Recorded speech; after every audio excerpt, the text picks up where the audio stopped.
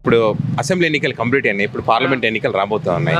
మీ నియోజకవర్గంలో పార్లమెంట్ ఎంపీగా ఎవరు గెలిచే ఛాన్స్ ఉంటారు? ఛాన్స్ అయితే బండి సంజయ్కే ఉంటుందండి. ఎందుకంటే ఇంత ముందు కూడా అతను వచ్చిండు, ఎంపీగా అయితే ఛాన్సెస్ ఉన్నాయి పక్క. ఇప్పుడు ప్రజెంట్ అయితే అతనే ఉన్నాడు కదా, అతనికి ఉన్నాడు, అతనికి ఛాన్సెస్ అయితే ఉన్నాయి, రావచ్చు అని మేము అనుకుంటున్నాం. అట్లా ఇప్పుడు ఎంపీగా ఉన్నారు, ఏమన్నా డెవలప్మెంట్ చేశారా? ఎంపీ పరిధిలో ఉండే పనులు ఏమైనా చేశారా? డెవలప్మెంట్ అయితే స్మార్ట్ సిటీ గురించి సెంటర్ నుంచి వచ్చిందని చెప్తారు కదండి. డెవలప్మెంట్ అయితే అవుతుంది, పక్క అవుతుంది. అతని వల్ల అయితే చేస్తాడు తప్పకుండా. ఏ ప్రభుత్వం అనేది లేక బట్టి కొంచెం అంత లేదు, కానీ ఇప్పుడు బీజేపీ ప్రభుత్వం వస్తే గానీ ఏమన్నా చేయొచ్చు, ఛాన్సెస్ ఉన్నాయి. కానీ అంటే ఇప్పుడు కాంగ్రెస్ బీజేపీ ఉంటుందా, లేకుంటే బీజేపీ బీఆర్ఎస్ మధ్యలో ఉంటుందా పోటీ? బీఆర్ఎస్ అయితే ఇప్పుడు అంత ఉండదు, ఇప్పుడు కాంగ్రెస్ బీజేపీ మధ్యలోనే ఉంటది. ఎందుకంటే వాళ్ళదే కదా ఇప్పుడు స్టేట్ లో వాళ్ళు ఉన్నారు కాబట్టి వాళ్ళ నుంచిలే ఉంటది.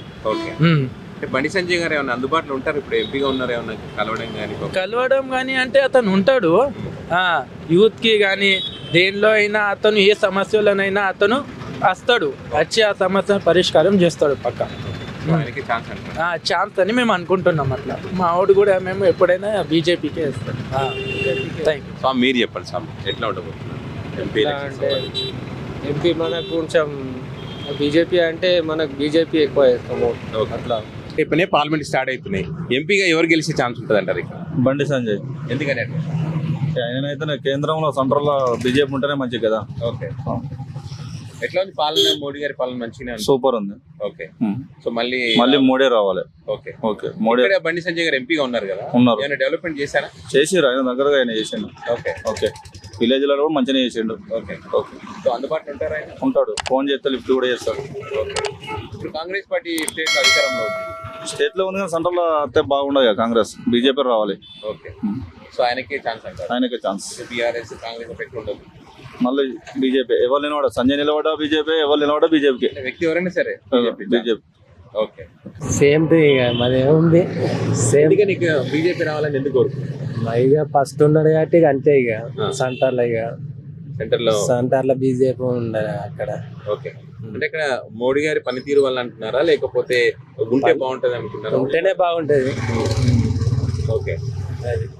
కాంగ్రెస్ బీఆర్ఎస్ పార్టీలో దేనికి ఏం లేదు. ఎంపీగా ఏమైనా డెవలప్మెంట్ చేశారైనా? చేసింది చాలా.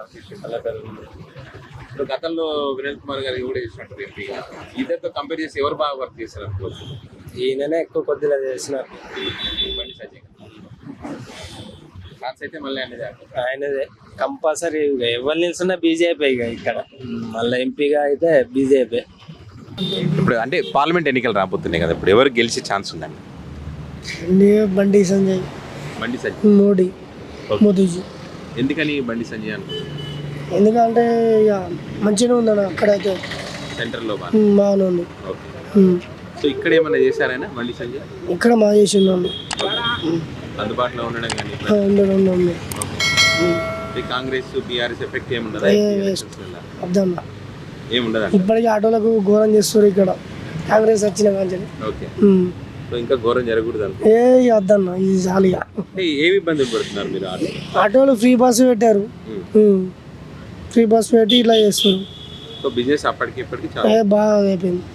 50% తగ్గిందా? తగ్గిందన్న, బాగా తగ్గింది. మీరు గ్రామాల్లోకి వెళ్తారే కదా మీ ఆటో, లేకుంటే లోకల్? గ్రామాల్లోకి. మాకు ఎఫెక్ట్ పడ్డది. రోడ్ల కంటే ఎవరు కూడా ఎక్కుతలేరు, మొత్తం బస్సులు ఎక్కుతారు. సో అందు గురించి మళ్ళీ కాంగ్రెస్ వద్దన్న, వేస్ట్.